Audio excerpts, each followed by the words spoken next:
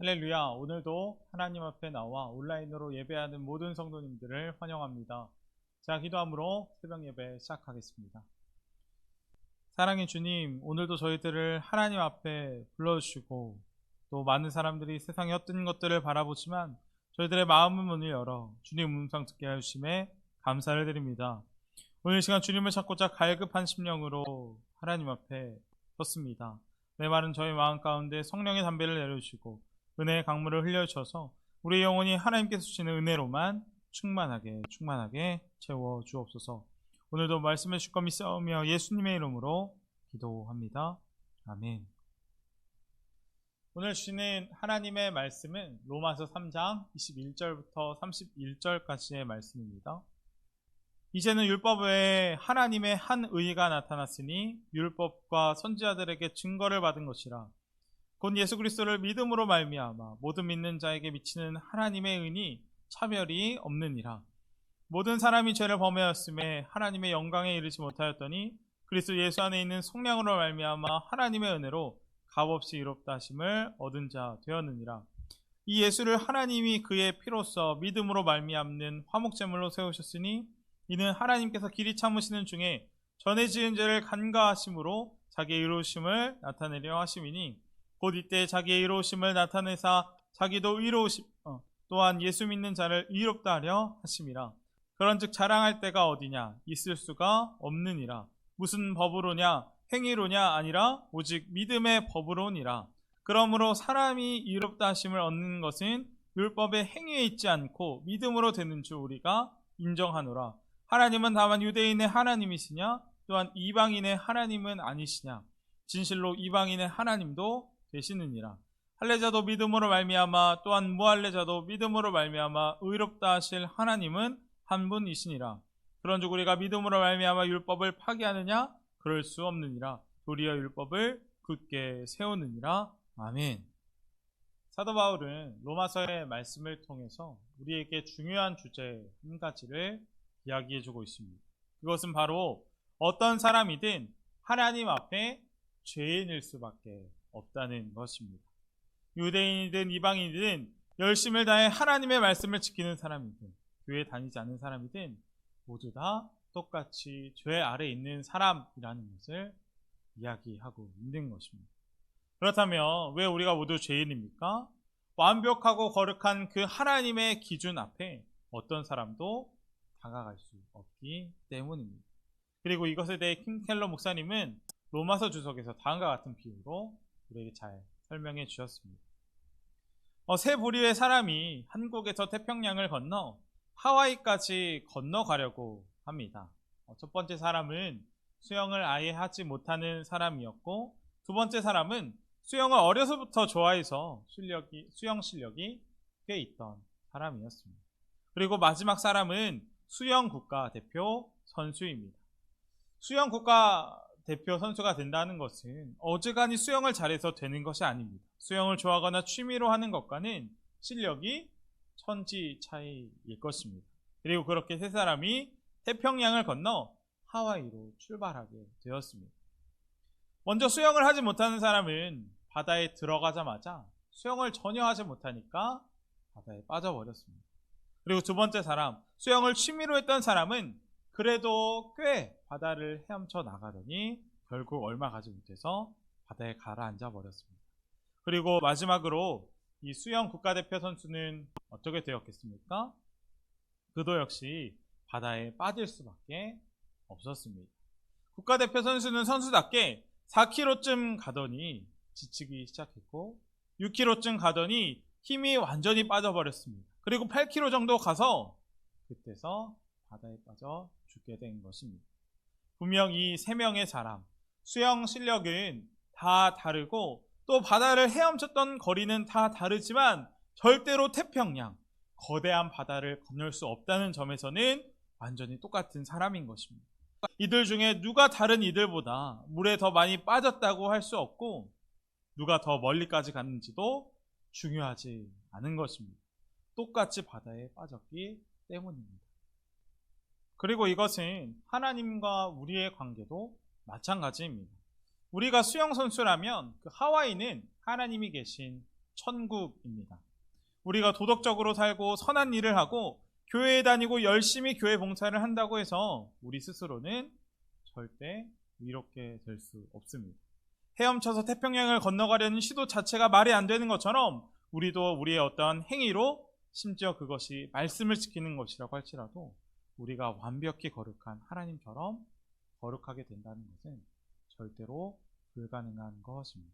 그래서 사도 바울은 로마서 3장 20절에서 이렇게 말씀합니다. 그러므로 율법의 행위로 그의 앞에 의롭다 하심을 얻을 육체가 없나니 율법으로는 죄를 깨달음이니라. 아멘. 누구도 하나님 앞에 의롭다 하심 받은 육체가 한 명도 없다라는 것입니다. 그렇다면 이미 죄인된 우리가 다시 하나님 앞에 의롭다 하심을 얻은 방법은 없는 것일까요? 우리에게는 희망이 없는 것입니까? 이 질문에 대한 해답이 바로 오늘 본문의 말씀입니다. 오늘 본문 21절 말씀 제가 다시 한번 읽겠습니다. 이제는 율법 외에 하나님의 한 의가 나타났으니 율법과 선지자들에게 증거를 받은 것이라. 아멘. 저희가 방금 읽었던 이 로마서 3장 21절 말씀은 이제는 이라는 단어로 시작됩니다. 그러나 사실 원문 성경으로 보면 이 21절 말씀에 중요한 단어가 한 가지 빠졌다라고 합니다. 그 단어는 바로 그러나라는 접속사입니다. 다시 말하면 우리는 다 죽을 수밖에 없었지만 그러나 이제는 모든 것이 뒤집어지는 놀라운 하나님의 역사상 처음이자 마지막으로 하나님께 나아가는 또 하나의 길이 열렸다라는 것입니다. 그렇다면 그것이 무엇입니까? 예수 그리스도입니다. 본문 22절 말씀입니다. 곧 예수 그리스도를 믿음으로 말미암아 모든 믿는 자에게 미치는 하나님의 은이 차별이 없느니라. 아멘. 하나님께서 우리에게 주신 그 유일한 구원의 길은 오직 예수 그리스도라는 것입니다. 그리고 이것은 앞서 읽었던 말씀처럼 이미 하나님께서 이미 수천 년 전 율법과 선지자들, 구약 성경을 통해서 증거해 주신 것입니다. 특별히 그것은 구약의 제사에서 잘 나타나는데 이 제사의 핵심은 제사를 드리는 사람이 자기의 죄를 양, 소, 염소, 비둘기와 같은 제물에 전가한 다음 그 제물을 죽이는 일입니다. 이때 하나님께서는 제사를 드리는 사람과 희생 제물을 동일시하기로 약속하셨고 제물이 피를 흘려 죽으면 제사 드리는 사람이 죽은 것으로 간주해 주셨습니다. 죄인은 그것을 믿기만 하면 됩니다. 그리고 다시 하나님과 화해가 이루어진 삶을 살아가는 것입니다. 이것이 구약의 속죄 제사인 것입니다. 그러나 우리가 지금 예배 가운데 구약의 제사, 양과 염소의 피를 흘리지 않아도 되는 이유는 무엇입니까? 히브리서 9장 12절 말씀입니다. 염소와 송아지의 피로 하지 아니하고 오직 자기의 피로 영원한 속죄를 이루사 단번에 성소에 들어가셨느니라. 아멘. 더 이상 양과 염소, 짐승의 피가 아니라 오직 예수님의 피로 말미암아, 다시 말하면 우리는 더 이상 구약에 반복되는 제사 제도가 아니라 하늘의 지성소에서 예수님이 십자가에 흘리신 그 피로 우리가 이전에 지었던 죄, 앞으로도 지을 죄, 우리를 정죄하고 수없이 협박하는 모든 죄의 값을 단번에 해결받았다라는 것입니다. 그렇다면 이것이 어떻게 가능합니까? 짐승의 피는 죽은 피이지만 우리 예수님은 지금도 또 내일도 영원토록 살아계시는 분이기에 그 보혈은 살아있는 피이고 영원한 우리의 능력이 되기 때문인 줄 믿습니다. 로마서 3장 25절 말씀입니다. 하나님께서는 이 예수를 속죄제물로 내주셨습니다. 그것은 그의 피를 믿을 때에 유효합니다. 하나님께서 이렇게 하신 것은 사람들이 이제까지 지은 죄를 너그럽게 보아주심으로써 자기의 의를 나타내시려는 것이었습니다. 아멘. 예수님께서 십자가에서 피 흘려 죽으셨고 우리가 그것을 믿는다면 하나님께서는 우리가 죽은 것으로 받아주십니다. 그렇게 우리의 죄가 깨끗해진 것이고 하나님께서 이제 우리가 의로운 자로 인정해 주시는 것입니다. 이 놀라운 은혜가 모든 사람에게 허락되었습니다. 율법을 가진 사람이든 아니든 동일합니다. 하나님께서 우리에게 예수님을 믿는 믿음으로 의롭다 하심을 받는 구원의 길을 열어주셨다는 것입니다. 할례받은 유대인도 할례받지 않는 사람도 다 마찬가지로 의롭다고 인정해 주신다라는 것입니다. 어떤 성도님께서 한 목사님에게 이런 말을 했다고 합니다. 목사님, 저는 예수님을 믿었어도 별로 복 받은 것이 없는 것 같습니다. 되는 일도 없고 교회에 다니는데 사업은 실패하고 정말 예수님을 믿으면 복 받은 건 맞습니까? 라고 물어보았다고 합니다. 이 성도님의 말은 어느 정도 공감이 되는 것 같습니다. 그러나 정말 우리가 예수님을 믿어서 복 받은 것이 하나도 없습니까? 그렇지 않습니다. 저희는 죄사함이라는 가장 큰 복을 받은 사람들입니다. 제가 예전 어떤 목사님의 간증을 들었던 적이 있습니다. 그 간증을 짧게 얘기하자면 다음과 같은데, 그 목사님은 이렇게 간증하셨습니다. 저에게는 생명과도 같이 소중한 것들이 있습니다. 먼저는 제 자식들입니다. 제 아이들은 저를 아버지로 인정해주고 저를 존경합니다. 그리고 두 번째는 제 아내입니다. 제 아내는 저를 남편으로 극진히 사랑해주고 있습니다. 그리고 제가 정말 생명같이 여기는 것들은 저희 교회의 성도님들입니다. 많은 교인들이 저를 제법 좋은 목사로 인정해주고 있고 저도 즐겁게 목회를 하고 있습니다. 이것들이 무너진다면 제 생명과 인생은 아무것도 아닙니다. 그러나 저에게는 그와 같은 축복의 관계, 제게 생명과도 같은 관계를 단번에 다 깨트릴 수도 있는 죄와 허물이 있습니다. 그동안 제가 지은 죄의 100분의 1, 아니 10분의 1이라도 세상에 드러나고 공개된다면 그들은 제가 자신들의 아버지와 남편, 그리고 목사라는 사실을 인정하기 싫을 것입니다.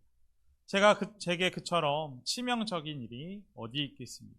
저는 죄의 삭시 사망이라는 말씀에 천번만번 동의합니다. 자식에게 아버지를 존경받지 못한다면, 아내에게 남편으로 사랑받지 못한다면, 그리고 목사로서 교인들에게 인정받지 못한다면 그것이 어떻게 살아있는 것이라고 할 수 있겠습니까? 그래서 저는 속죄의 은혜가 가장 큰 축복임을 믿습니다. 또 오직 의인은 믿음으로 산다는 말도 확실히 믿습니다. 제가 그 믿음으로 살아가기 때문입니다. 제가 이 목사님의 간증을 듣는 가운데 큰 공감이 되었습니다. 그리고 이것은 우리 모두도 마찬가지일 것입니다. 우리는 우리의 죄가 사람들 앞에 100분의 1, 아니 10분의 1만 드러나게 된다면 절대 고개를 들고 다니지 못할 것입니다. 그러나 이런 우리에게 좋은 소식, 복음은 무엇입니까? 우리의 죄가 십자가의 보혈로 깨끗하게 되었다라는 것입니다. 예사야서 1장 18절 말씀입니다.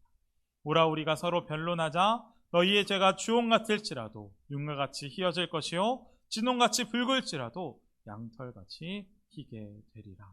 아멘. 그 은혜로만 주홍같이 붉었던 제 죄가 정말 흰같이 된 것입니다. 정말 양털같이 되었습니다. 그리고 그런 우리에게 이제는 한 가정의 아버지, 사랑받는 어머니, 성도가 될 수 있는 자격을 얻을 수 있게 된 것입니다. 분명 죄 사함의 은혜가 가장 큰 복입니다. 그런데도 우리는 때로 예수님을 믿었어도 받은 복이 별로 없다고 생각합니다. 그런데 하나님께서 우리의 이 생각을 보신다면 어떤 심정이겠습니까? 분명 하나님은 우리의 죄의 문제를 해결해 주시기 위해 하나밖에 없는 자신의 아들까지 내어주신 분입니다. 예수님으로 인해 저희 모든 문제가 해결되었습니다. 저주가 해결되었고 지옥의 두려움이 사라졌고 천국에서 하나님과 영생을 누릴 수 있게 된 것입니다. 우리는 이미 큰 복을, 엄청난 복을 받은 사람들인 것입니다. 그리고 그 값없는 은혜 앞에, 그 놀라운 은혜 앞에 우리는 어떻게 합니까? 이제는 내 삶의 주인이 내가 아니라 나는 주고 주님이 우리 삶의 주인이 되십니다. 그리고 그 사람은 은혜 입은 자로서 하나님의 말씀을 따라 살 수밖에 없을 것입니다. 오늘 말씀을 보며 우리의 모습을 돌아보기 원합니다. 우리는 그 값없이 우리에게 주어진 엄청난 복음 앞에 우리는 어떻게 살아가고 계십니까? 그러나 우리는 때로 이 믿음에 대해 오해할 때가 있습니다. 구원의 십자가가 있고 믿음이 있으니 말씀을 지키지 않아도 죄를 반복적으로 지어도 괜찮다라는 오해입니다. 그래서 이런 말까지 생기지 않았습니까? 세상에서 즐길 것 다 즐기고 내 마음대로 살다가 죽기 직전에 예수님 영접하고 회개하면 되지. 그러나 분명 이 말은 완전히 틀린 말입니다. 그래서 사도 바울도 오늘 본문에 보면 다음과 같이 반론합니다. 그런즉 우리가 믿음으로 말미암아 율법을 파기하느냐. 그리고 다시 대답합니다. 그럴 수 없느니라 도리어 율법을 굳게 세우느니라.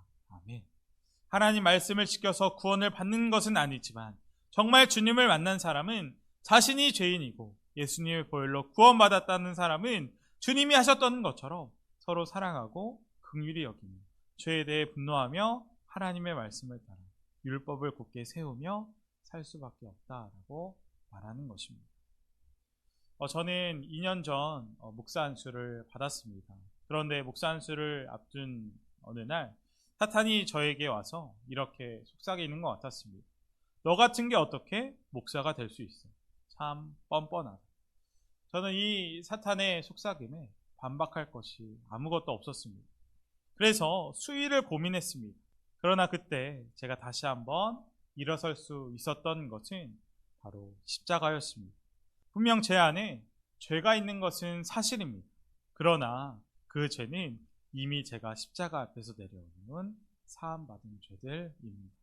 그리고 그때 사도 바울의 고백에 담긴 의미를 깨닫게 되었습니다. 고린도전서 15장 10절의 말씀입니다.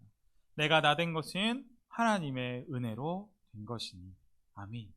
저는 죄인이기 때문에 십자가밖에 자랑할 것이 없다는 것을 깨닫게 되었고 안수를 받을 수 있었습니다.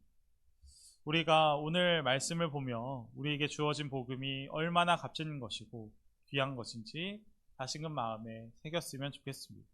우리가 정말 예수님을 믿기만 한다면 하나님은 우리를 예수님의 십자가 피로 말미암아 너는 깨끗하다, 너는 내 자녀다, 너는 내 축복의 사람이라고 말씀해 주십니다.